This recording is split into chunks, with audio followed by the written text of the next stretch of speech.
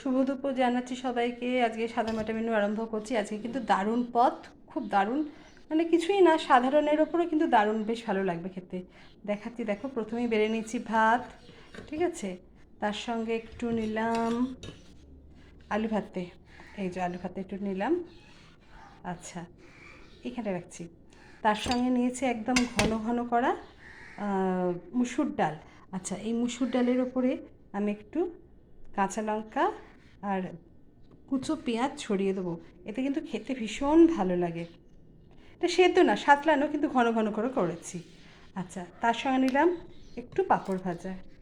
আচ্ছা, আর এখন মানে একদম ছোট ছোট কচি কচি এই উঠেছে পটল, তার ডালনা করে নিয়েছি। এই যে একদম মাখো মাখো করে, এটা কিন্তু নিরামিষভাবেই করেছি আমি। হুম। আর আছে একটা অমলেট। অমলেট আমার কিন্তু খুব প্রিয়। কার কার প্রিয় আমাকে একটু জানিও। এই হলো আজকের দুপুরের সাদামাটা মেনু। Okay, thank you.